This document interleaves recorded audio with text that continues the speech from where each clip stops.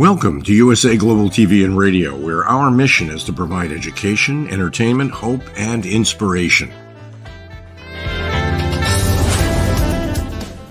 USA Global TV and Radio connects you with experts and audiences all around the world every single day to help you succeed in business and to live a richer life. Visit us at usaglobaltv.com to learn about career and life-changing training and mentoring programs like the Listening Mentor. Subscribe to our newsletter to stay informed about our special programs and offers. Discover how you can become a guest on one of our shows or a host or producer of a USA Global TV and Radio show of your very own. That's USA Global TV and Radio, where the doctor is always in.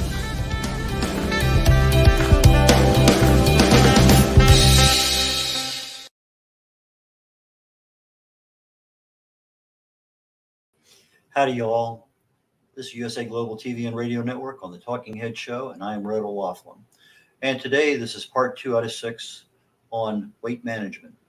And one of the big questions that seems to always come up when you're talking about any kind of weight is calories. And the old equation is, calories in equals calories out. If you gain a couple extra pounds, just go burn it off in the gym by, I had 2 pieces of cake last night. I'll have to do an extra 30 minutes of aerobics or whatever it may happen to be.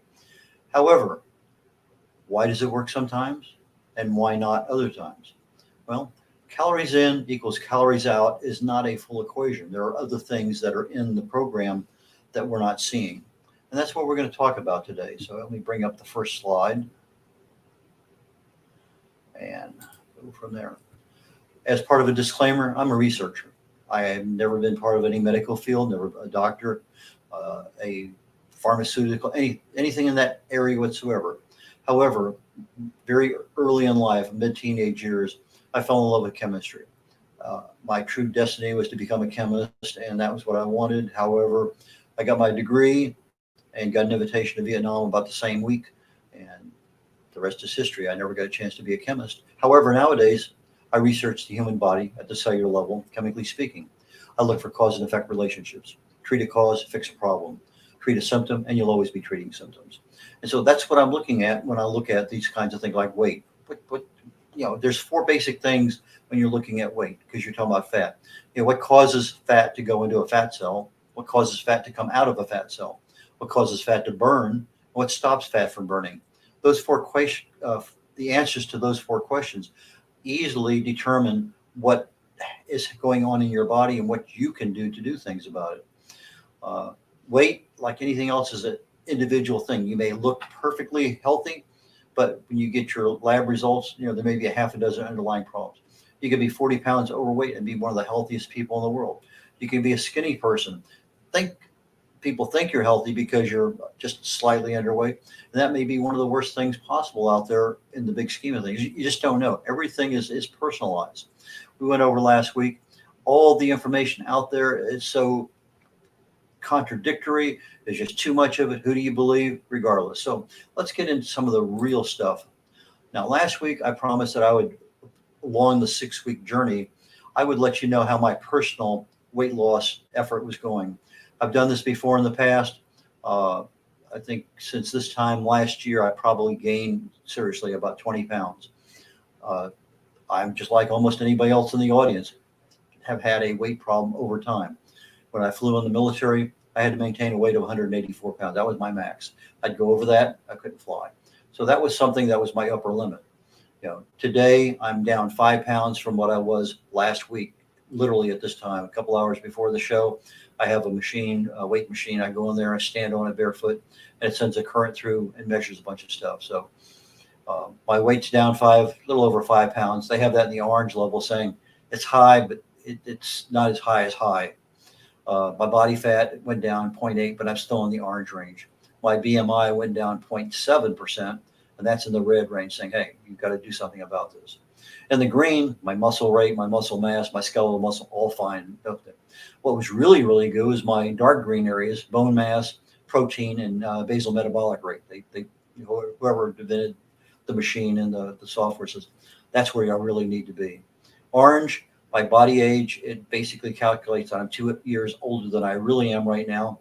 And my visceral fat, the fat around my gut is an area that is not high, but certainly outside of the normal limits. And red, those areas I really need to do something about if I lose weight, is body fat and subcutaneous fat. So every week I'll be giving an update on where I'm at. Okay, so let's get into the meat of the matter here today. Uh, what is the general equation for weight loss that almost everybody hears about? Calories in, calories out. So if you have let's say you have 1,500 calories you're eating today and you burn 1,500 calories, you're not losing, you're not gaining. And that's what's being used. But does it work? No. It can work, yes, but for most of us, it does not. Why not? Because between the equal sign, calories in and calories out, there are other things happening that we're going to go into the detail today. So what's not considered in this equation is your metabolism and hormones. And we're going to be talking mostly about hormones today. So how does our body process fat? Fat is continually in motion, in and out. It's stored in cells. It comes out of cells. We burn it, and we eat some more. But our metabolism decides whether to store it or burn it. So if we're eating, the main mission of your metabolism is to process that, get it into the system, get it turned into stored as glycogen, and whatever is left over, they store as body fat. So we have dietary fat, which are our free fatty acids, and triglycerides. Our triglycerides are stored fat. The free fatty acids are the fats that's actually burned as fuel. And our metabolism determines which is which. If I go on a ketogenic diet and I have no glucose to burn, it's going to start burning body fat. And we'll be talking that down the road, not today, but the metabolism at that point in time says, I'm going to start burning body fat rather than glycogen. So what causes fat to be stored in your cells? Well, every time you take in any kind of carbohydrate, and this also works with fats and proteins, but primarily for carbohydrates, carbs break down into glucose. The glucose signals your pancreas, hey, I need some insulin. Insulin forces the glucose into your cells. Glycogenesis in the cell converts the glucose to glycogen. Glycogen is that energy source that your muscles in your body uses. In a perfect world, your calories in and calories out would be fine. You'd wake up in the morning, you'd be at exactly whatever weight you were. During the day, you'd eat exactly what you need. You'd burn exactly what you need until tomorrow morning when you wake up again, and everything would be hunky-dory. It's just, that's not the way we do business. The biggest culprit in all this is insulin. It's not consistent. I think if there was a board around, you'd say resistance is futile. Yeah, it really is when insulin resistance is peaking over. So what happens to insulin as we age? Well, insulin resistance is a condition when you need more insulin to force glucose into the cell than you did yesterday, the day before, last week, last month, whatever. And there's two prevalent cell theories. The basic one that's out there that everyone pretty much adheres to until about the last 2 years is you have an empty cell. The cell doesn't have any glucose in it. The insulin's there and it's pushing the cells more glucose in, but the door's not opening wide enough. And you need to squeeze that stuff in. So you need more insulin. I need extra pushers. And to kind of show you this, let me go to this YouTube video real quick. It's about 1.5 minutes long, but I think it gives the idea of what's happening. Let me get that going here real quickly. This is over in Japan. This is a standard way of doing business. The subways arrive, the trains, and they have professional pushers. Think of the professional pushers as insulin. And these professional pushers are pushing people into the car. And you can go to YouTube and look at a whole lot of different videos on this. But as you start seeing, people are in the car. And this is the other part of the theory on cells. What if the cell is not empty? What if the cell is full? And now all of a sudden you're trying to push more glucose into a cell that's already full. That's the latest thinking on how this insulin resistance, glycogen, glucose, all those things interact. So each of these people trying to get in that car, think of them as a glucose molecule. And you see more of them coming up because they're in your bloodstream. They're going by, they need to get into that cell. They're lining up, they're there. But they're not getting in because there's too many other glucose molecules in that cell. The guy in there with the hat and white shirt is a professional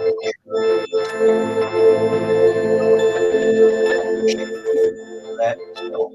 And if there's too many people, you'll find other helpers coming up there, extra insulin to get those people into that. So we go ahead and get out of that video now. And let's get back into the show wherever we're at. I think we're on what numbers? There we go.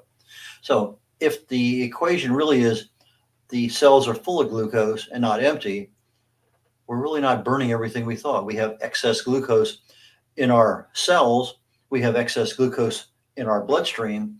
And all of a sudden, that excess glucose in our bloodstream is now going to be stored as triglycerides. It's going to be stored as fat. And that's how come we start getting more and more fat. There's the whole issue of fat is amazing. It's just really interesting, all sorts of interweaving and stuff. But anyway, insulin resistance increases because of we get older, because of our history of sugar consumption. We have excess adrenaline, a little bit of extra stress, extra cortisol, again, a little extra stress. We're getting too much inflammation from the omega-6 fatty acids in our diet. We're eating more high glycemic foods than normal. Lots and lots and lots of things there. So all calories are not being processed the same. So we have calories, but a calorie is not a calorie is not a calorie. A calorie literally is a certain amount of energy. So when they take and burn a kernel of corn to get you a certain amount of calorie, and they burn a small piece of carrot, or they burn a piece of spinach to determine how many calories are in that particular volume or weight of a product, not all the calories are the same, nor are they processed the same, because not all of them cause a hormone like insulin to be generated. So fat only goes into a fat cell only when insulin's present. So if you're eating a couple, 3, 4 meals a day, a couple extra snacks, so you're eating 4 or 5 times a day, chances are insulin's present 24/7. You're never going to get fat out of your fat cell because you're never burning it. You're always constantly pushing fat, the glucose into the fat cells. You never allow a time in your day for fat to actually be burned. So when insulin's present, you can't lose weight. That's just a chemical fact of nature. That's just the way it is. So calories in, calories out doesn't work when insulin's present. However, let's say you switch to an intermittent fasting diet. Now all of a sudden you allow 10, 12, 14, 15, 18 hours to go. Your body burns up all of that insulin. It's no longer in your bloodstream. Now your body, your metabolism has to switch to something else. So it switches from glycogen. Now it switches over to burning fat, the fat cells in your body. That is what happens when all you do, you can eat the exact same food, the exact amount of food, just do it in a 6-hour window or 4-hour window or 8-hour window, and you'll lose weight because you're taking insulin out of the equation of calories in, calories out. So that is one thing you can do. Hormones affect weight loss. We said that here, calories in, calories out, except for your metabolism and hormones. That's probably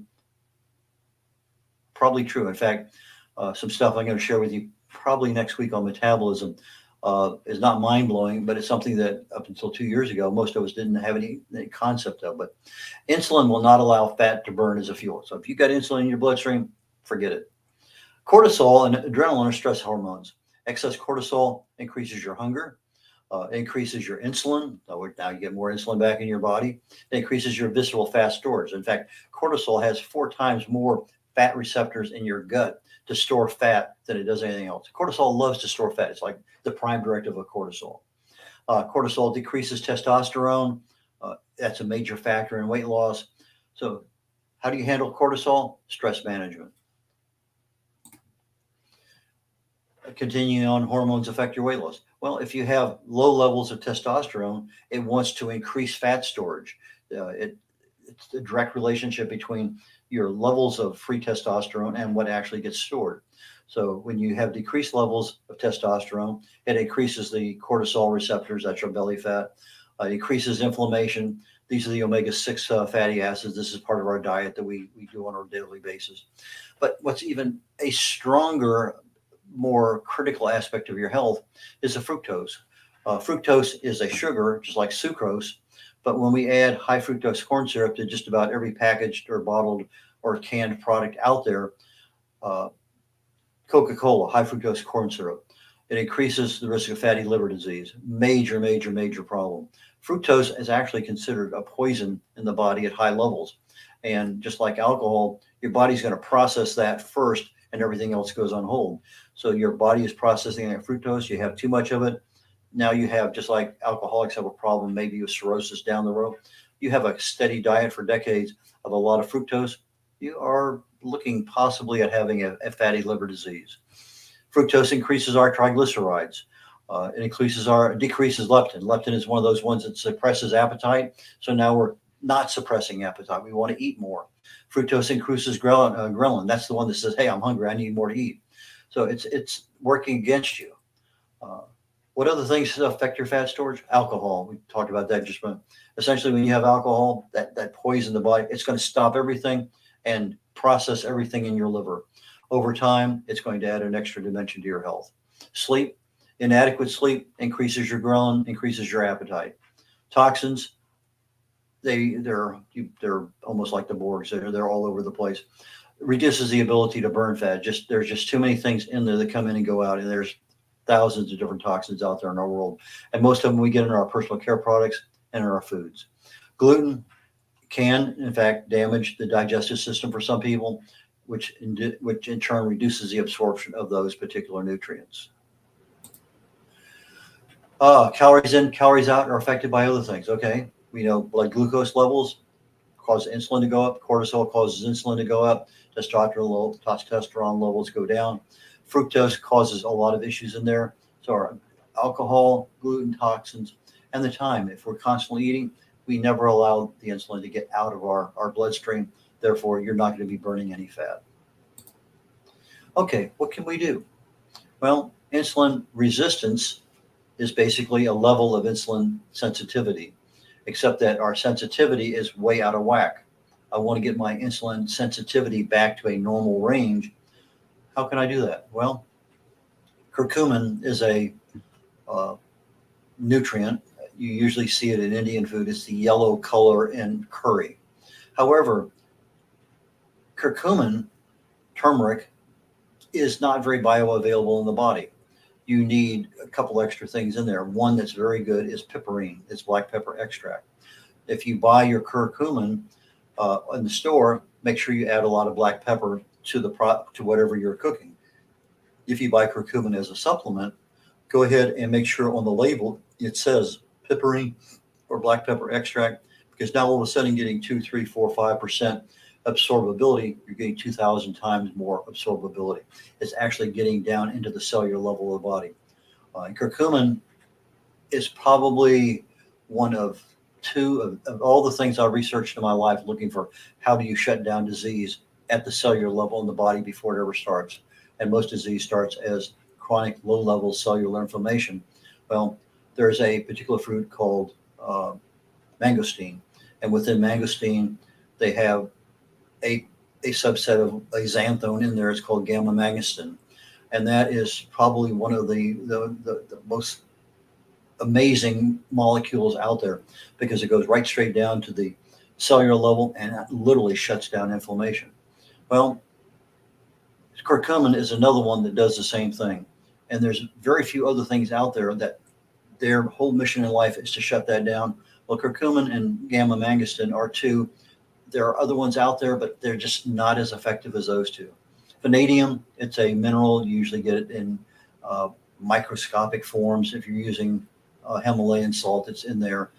You don't really need to go out and buy a vanadium pill per se, but fasting, great way to reset your insulin sensitivity. And whether that's a prolonged fast, I do a 72-hour fast every month that usually turns into 100 or more hours, but just fasting on a daily basis. Start out with 12 hours. If you can't go to sleep at night or can't stop eating at 6 o'clock in the evening, pick it up at 6 o'clock in the morning. 12 hours is a good place to start. Reduce your calories you're eating. The easiest way that I tell people to do that is go to a smaller plate, portion control. You use a salad plate rather than a dinner plate. Whatever you put on that plate, that's it. You don't go back for seconds. That's a way to reduce calories. But that doesn't always work, because when we'll find next week, we're going to find out that sometimes our metabolism is not there as our friend, and because you cut back in total number of calories, it's going to compensate regardless. Chromium, interesting. A lot of problems with sugar ends up as diabetes. Back in before World War II, doctors use chromium for gestational diabetes, and the fetus in the pregnant woman was taking her chromium away. She would end up with gestational diabetes. All of a sudden, they took supplemental chromium. Gestational diabetes went away. After World War II, everybody in the medical field forgot all about it. And even nowadays, when I tell somebody who has diabetes type 2, if you increase your chromium and vitamin D, usually those two go hand in hand, and they come back to me and say, I cut my insulin in half. I do not recommend that. I tell them if I had diabetes, that's what I would do, because I can't prescribe something. I can tell you, talk to your doctor about it. I can say if I had a bad problem, I'd be on chromium like whatever. But chromium's good. Magnesium, most of us are deficient in it. Cocoa, polyphenols, anything over 70% dark chocolate. Omega-3 fish oils, oolong tea. We'll hear about that one here a little bit later. Green tea, black tea, all of those teas are very good at readjusting your insulin sensitivity. Exercise, even though some of us don't want to, it's needed for so many different things in our life. And it doesn't have to be much more than just walking. If you're going to the store, park an extra 4 or 5 car lengths away. If you have to go up 2 flights of stairs, don't take the elevator, just go up the 2 flights of stairs. One of the things we can do is restore our free testosterone. Lots of good supplements out there for it, but aerobic exercise and weight-bearing exercise, weight training, strength training are very good. But you need really balanced nutrition, because if you're deficient in something, that's going to exacerbate the situation. We mentioned portion control already, and we also talked about the quality of our sleep. Sleep is where our bodies repair. Everything that we do, when you go to sleep at night, all of a sudden now the body takes over. And if you have enough sulfur-laden vegetables in there, that sulfur is now used to make repairs to all of your DNA, your molecules, everything that you need repair. That's when all that happens. We've talked previously in not this particular side, but how important the gut health is for your brain health and for your overall body health. If you're not having a good, healthy gut, if your gut is not healthy, probiotics might be something to consider. If nothing else is working, that might bring things back into an adjustment. Insulin sensitivity can also be improved by a drug called metformin. I don't usually talk about drugs. This happens to be one that's in vogue right now because a lot of people are using it as a magic pill for aging. But I think Orlistat, I can't even think of the name of it. There's some other drugs out there that are supposed to address some of those issues of carbs and fat and whatever. But as a general rule, I try to give only natural options. But metformin is one that has been hyped enough as a fairly safe drug for weight loss. Again, talk to your doctor if that's something you need to do. Vitamin K2, a lot of reasons why that one is, but it works really well. And again, most of the time when you're looking at vitamin K2, there's 2 monoquinones that are prominent. You have monoquinone 4 and monoquinone 7. 7 is the fast-acting one. 4 is the fast-acting one. 7 is the one that lasts 24 hours. If you're having a weight loss issue, make sure you really get the ones that have the MK4, because you want that immediate attention to things. Luteolin, true cinnamon. Now, cinnamon, I think it's cinnamon. You have acacia and you have Ceylon. Acacia cinnamon has a little bit more reddish hue to it. True cinnamon is the Ceylon cinnamon, a little bit more expensive, more of a tannish brown color. But again, you have now a toxicity issue if you take too much. So if that's a route you want to go, make sure you do your research first, because that is a major problem if you start taking too much cinnamon.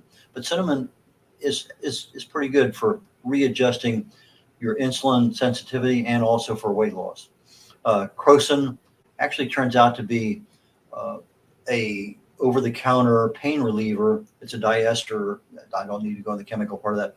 But crocin can be bought over the counter. And in addition to being a pain reliever, it's also something that helps readjust the insulin sensitivity back to normal. You have things called polymethylated flavones, and in your oranges and grapefruit and tangerines, I mentioned cellular. Asparagine in oranges, narraginin in grapefruit, tangenitin in tangerines, and nobiletin in oranges. These polymethylated PMVs are very, very good about readjusting the sensitivity of your insulin. And we think, okay, I got insulin, I got cortisol. What else is out there? Well, it turns out that a fat that comes from fat is really in control of a lot of things in our body that we're not even aware of because nobody ever talks about it. Adiponectin, it regulates our insulin sensitivity. It regulates our glucose levels. It regulates our lipid metabolism. How fast do we burn fat? Or not at all in some cases. When you have adequate levels, normal levels of adiponectin, it reduces our overall inflammation. Really good thing to have in control. Adiponectin happens to be a protein, a bit of one, but it's more of a hormone, and it's actually created by your fat in your body. When you get enough fat in your body, that's almost like another organ. It actually produces a lot of things that you don't want to have. But in reality, adiponectin is kind of like a secret weight loss tool. You can control your adiponectin by your diet. There's some other things in there too, but avocados, olive oil, chocolate, peanuts. Again, Dr. Google is very, very good on giving you insight into what natural things can I do to increase my adiponectin. And down here toward the end, along with adiponectin, that's kind of like if you look at it and you're going forward. Well, the resistance coming from the extra wind that you're increasing by your forward speed is resistant. It's the braking aspect. Okay, you're going down the right road. Stop. Resistant is another hormone. It also is made by fat, white fat. We have white fat and brown fat. We'll be talking about that down the road because it's really interesting how brown fat creates a lot of things that can help us, and we can actually take advantage of forcing our brown fat to fight our white fat. But again, that's not for today's topic. But resistant, when you have a lot of it, increases your risk of obesity. It's also associated with a lot of age-related diseases. So if your resistant levels are higher than your adiponectin, that's a concern. It's linked to aging, frailty. It increases your insulin resistance. So now you have adiponectin trying to put the brakes on insulin resistance. Now resistance comes back out and says, no, that's okay, let it go. No, you can decrease your resistance with diet and exercise. And again, this is another reason why calories in do not equal calories out. That is not an accurate equation in and by itself. Down here. Just going to touch on fat blockers here because you can go out and buy a supplement. It's called a fat blocker or fat absorber. They're available. There's a lot of them out there. Some of them are pretty decent. Is it something you really need to work? Well, maybe it might be just what you need to get things going. It absorbs fat. In other words, basically you have this fat molecule coming down and this thing gloms onto it and it basically makes it not available to be stored. So you end up processing it out of the body. Well, coconut oil is a pretty decent one. Oolong tea also goes by another name we'll touch on here in a minute. Glucosamine, that is a fiber. You have fibers that are water soluble and fibers that are oil soluble, but you're non-water soluble basically. But fish oil, chitosan is a sugar from shellfish, I believe. It's a fiber. Aubergine, basically eggplant. In fact, interestingly, if you look at eggplant, it's like amazing for this ability to block or absorb fat. But any kind of fiber, when I was on Atkins many years ago, I found that because it gives you constipation, I would have to take fiber on a daily basis or with every time I ate. And that's one of those daily habits I've never gotten out of since the late 90s, that when I eat, I take a fiber. It just is one of just almost natural. I got extra ones in my car. I'm out someplace, boom. But you have to be really careful. Read the labels. What side effects are there? If all of a sudden you're having a lot of whatever it may happen to be, know where it's coming from. Back off from whatever you're using. So if you're on any kind of prescription meds, hey doc, what about me taking this, that, or whatever? Make sure you have some professional help on that. If you're all generally pretty healthy, do your research ahead of time. Maybe you might want to use glucosamine. Or I've used chitosan. I've used glucosamine. I take oolong all the time. I use coconut oil all the time. Lots of things, but depending on how healthy you are. What about this thing called carb blockers? They may be better than fat blockers. In other words, what if I can stop the carb from actually remaining in my bloodstream and then becoming fat down the road? Or what if I can stop the fat from being converted into glucose? Well, there's a lot of things out there. Beta glucans, you get a lot of those in different kinds of mushrooms. And I mean, again, you can just Google beta glucans. What are the natural products out there? There are a bunch of them. Alpha glucosidase, that's another one that essentially is a carb absorber of sorts. Maitake mushrooms. Mushrooms are very good in many regards. Silicea oblonga, that is your oolong tea. It's the leaves of that particular tea plant. Alpha amylase, white kidney bean extract, chlorogenic acid. Again, these things come from many, many sources from our foods. All of those things can help. You'd like to get, in an ideal world, get yourself a balanced nutritional diet, something that makes a lot of sense to you. If you're on a diet and you're saying, I want a ketogenic diet, I want to cut back a lot of my carbs, let it run for 2, 3, 4 weeks, because it takes about 28, 30 days to see real success. If you've been on carbs for a long time and all of a sudden you get off carbs, you're going to may lose 10, 12 pounds instantly, but it may be another 2 weeks before you lose another pound, because a lot of that is water weight gain. I was on Atkins when I was living in Germany. I'd go down and pig out in Italy for the weekend. I gained 12 pounds, all water weight. I'd come back, take me 2 weeks, and back to my regular weight again. And again, if you're on any kind of prescription drugs, make sure you know what interactions it might be. Talk to your pharmacist, talk to your doctor. Wrapping things up, again, my name is Red O'Laughlin. My website is red.olaughlin.com. It's REDOLAUGHLIN.com. I have several books out there. My latest, and thanks to Dr. Jacalyn Kerbeck, she highlighted yesterday in our show. I appreciate that greatly. The Essential New Author's Guide, basically how to write and publish your book for free. Understanding the Causes of Alzheimer's available. All of these are available on Amazon. Longevity, Secrets for Healthy Aging goes into 2 primary causes of aging, what you can do to accelerate or decelerate the aging process. The Joy of Ageless Health gives you the main reasons why disease starts at the cellular level and what you can do about it. And no matter what you can do, it addresses more of the subconscious mind than anything else. So we completed 2 of the 6 planned episodes for weight management here on the Talking Heads program on the USA Global and TV Radio Network. Please join me again next Thursday, late in the afternoon or right after lunch, and we'll continue talking about what can you do. Basically, number 1, awareness of what's happening, a little bit more education for those people who want to know more, and what can you do, or what can you do with your doctor to help you lose some weight. So till then, catch you all later on. Take care. Bye.